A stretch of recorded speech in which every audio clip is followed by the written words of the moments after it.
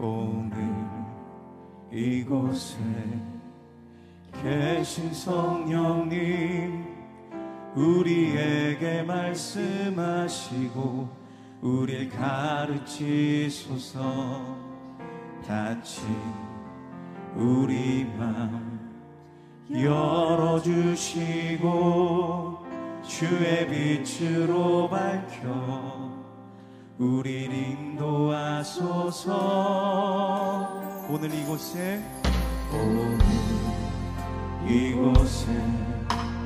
계신 성령님, 우리에게 말씀하시고 우릴 가르치소서. 같이 우리 맘 열어주시고 주의 빛으로 밝혀 우릴 인도하소서. 주님보다 앞서지 않고 겸손하게 주님의 말씀 기다리니 주님 손에 우리를 드립니다. 사랑으로 인도하소서. 아멘.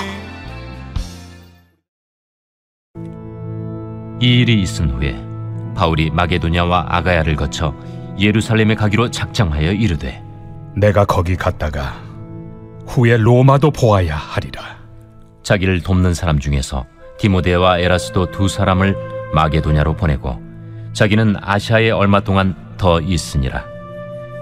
그때쯤 되어 이 도로 말미암아 적지 않은 소동이 있었으니, 즉 데메드리오라 하는 어떤 은장색이 은으로 아데미의 신상 모형을 만들어 직공들에게 적지 않은 벌이를 하게 하더니, 그가 그 직공들과 그러한 영업하는 자들을 모아 이르되, 여러분도 알거니와 우리의 풍족한 생활이 이 생업에 있는데, 이 바울이 에베소뿐 아니라 거의 전 아시아를 통하여 수많은 사람을 권유하여 말하되, 사람의 손으로 만든 것들은 신이 아니라 하니 이는 그대들도 보고 들은 것이라. 우리의 이 영업이 천하여질 위험이 있을 뿐 아니라 큰 여신 아데미의 신전도 무시당하게 되고 온 아시아와 천하가 위하는 그의 위엄도 떨어질까 하노라. 그들이 이 말을 듣고 분노가 가득하여 외쳐 이르되, 에베소 사람의 아데미야! 온 시내가 요란하여 바울과 같이 다니는 마게도냐 사람 가이오와 아리스다고를 붙들어 일제히 연극장으로 달려 들어가는지라. 바울이 백성 가운데로 들어가고자 하나 제자들이 말리고 또 아시아 관리 중에 바울의 친구된 어떤 이들이 그에게 통지하여 연극장에 들어가지 말라 권하더라. 사람들이 외쳐 어떤 이는 이런 말을, 어떤 이는 저런 말을 하니 모인 무리가 분란하여 태반이나 어찌하여 모였는지 알지 못하더라.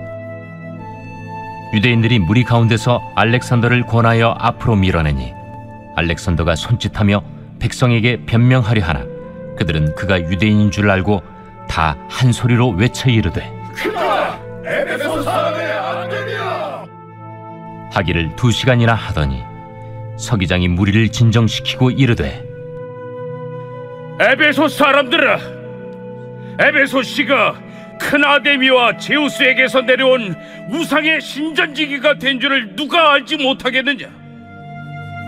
이 일이 그렇지 않다 할 수 없으니 너희가 가만히 있어서 무엇이든지 경솔히 아니하여야 하리라.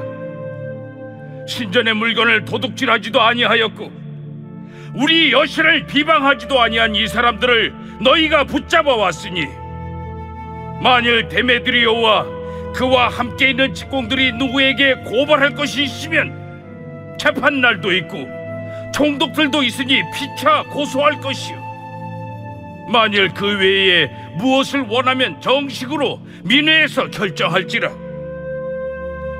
오늘 아무 까닭도 없는 이 일에 우리가 소요 사건으로 책망받을 위험이 있고 우리는 이 불법 집회에 관하여 보고할 자료가 없다 하고 이에 그 모임을 흩어지게 하니라.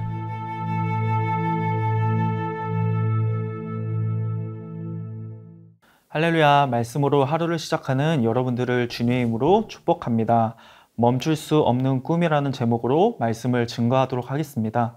여러분들에게는 어떤 꿈이 있으신가요? 사람들에게 꿈이 무엇이냐고 물어보면 나이가 들수록 대답하기 어려워하는 것을 봅니다. 어린 시절에는 꿈꾸는 것이 자연스럽고 당연스러운 일이지만 성인이 되면서 이상과 다른 현실의 벽에 부딪히기 때문일 것입니다. 그렇게 자신의 꿈을 포기하거나 잊어버리는 일이 많이 생기는 것이죠.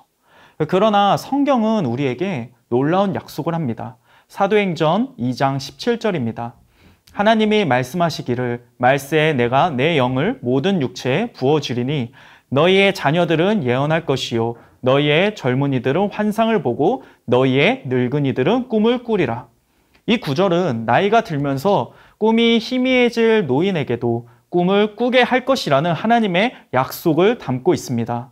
하나님이 주시는 꿈은 우리의 상황이나 환경, 나이에 의해서 좌우되지 않는다는 것이죠. 나이가 든다고 해서 결코 희미해지지 않습니다. 왜냐하면 그 꿈을 주시는 분도 하나님이시고 이루시는 분도 하나님이시기 때문입니다. 오늘 말씀을 통해서 우리가 꾸어야 할 하나님의 꿈이 무엇인지, 그 과정에서 겪는 도전과 어려움, 그리고 그 꿈을 이루시는 놀라운 하나님의 섭리에 대해 살펴보도록 하겠습니다. 함께 오늘 본문 21절을 읽어보도록 하겠습니다. 이 일이 있은 후에 바울이 마게도냐와 아가야를 거쳐 예루살렘에 가기로 작정하여 이르되 내가 거기 갔다가 후에 로마도 보아야 하리라 하고, 앞서 바울은 에베소에 많은 사람들이 회심하고 주님께로 돌아오는 것을 경험했습니다. 그러나 성령께서는 바울에게 멈추지 않고 계속해서 꿈을 꾸게 합니다. 세상의 중심인 로마로 가서 복음을 전해야겠다는 꿈을 꾸게 하는 것이죠. 세계의 중심에 복음이 선포되는 것, 땅끝까지 복음이 흘러가서 이 땅에 하나님 나라가 이루어지는 것은 바울뿐만 아니라 우리 모두에게 주시는 하나님의 꿈입니다. 하지만 하나님이 주신 꿈을 이루어가는 과정은 결코 쉽지 않습니다.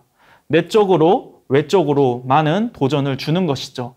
23절을 보니 이런 말이 등장합니다.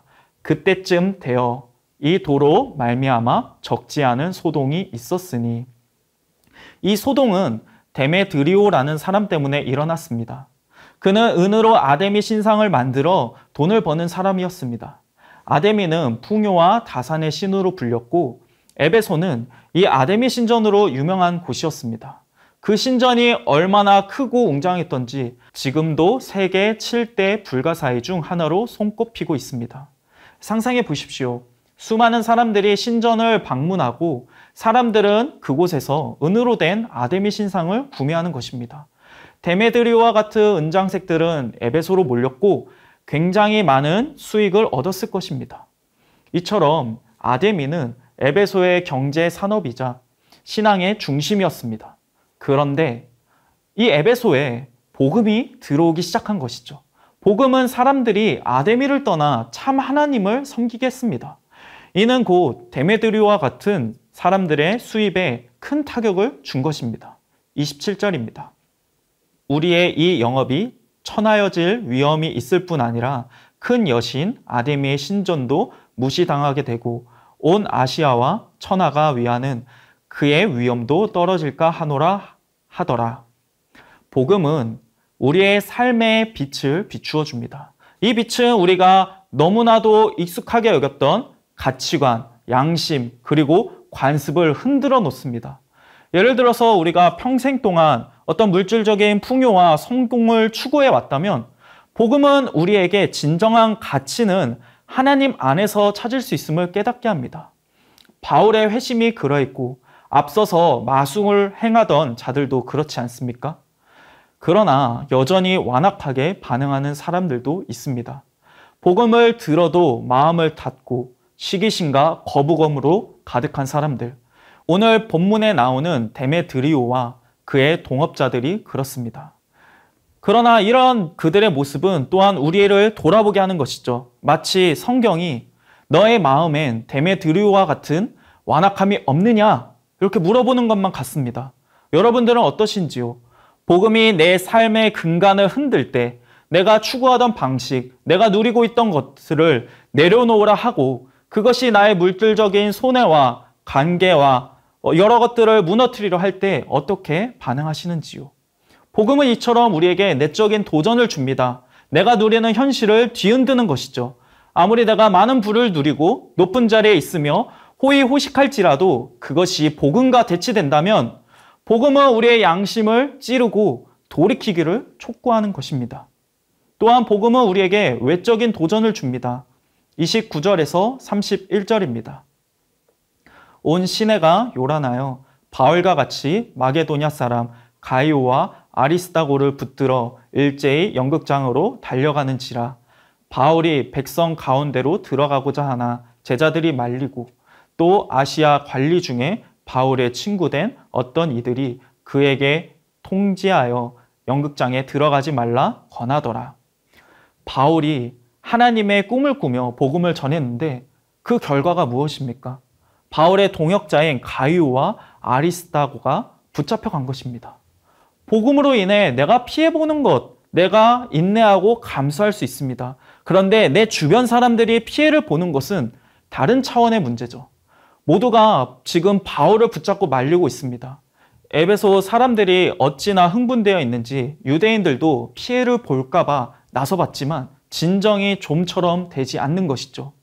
이 상황을 멀리서 봐야만 했던 바울은 얼마나 마음이 졸이고 위태로웠을까요?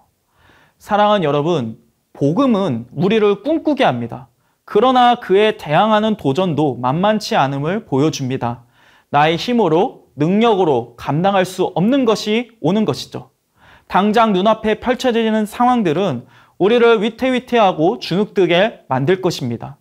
그러나 복음이 복음이라 불리는 이유는 무엇일까요?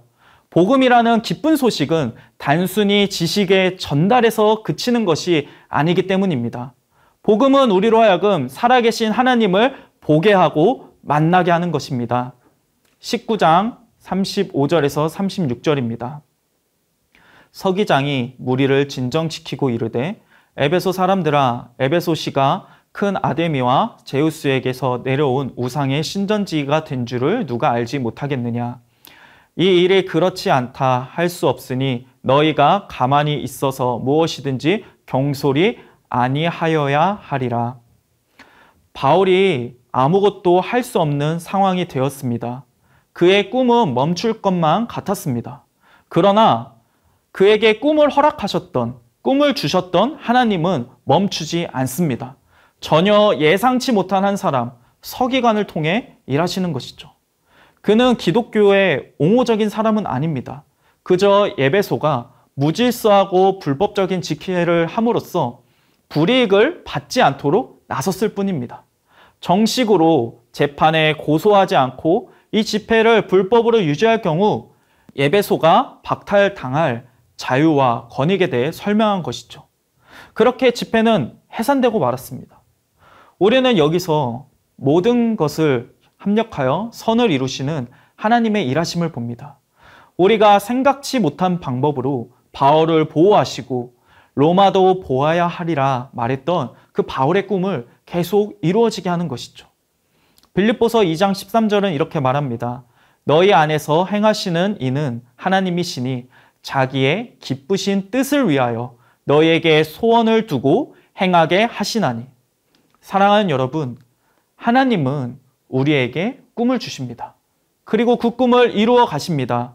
꿈을 이루는 과정 가운데 우리는 많은 내적 갈등을 겪고 외적으로도 많은 고난을 당할 수 있습니다. 말씀은 우리가 가진 그 꿈이 낭만이 아니라 현실이라는 것을 보여줍니다. 나의 안락한 생활을 포기해야 하고 고난이 있고 속상하고 억울한 일도 생길 것을 보여줍니다. 대가가 있다는 것이죠. 그러나 우리는 그 대가를 넘어서 내가 할 수 없는, 경험할 수 없는 하나님의 위대한 일, 하나님의 기쁨을 보게 될 것입니다.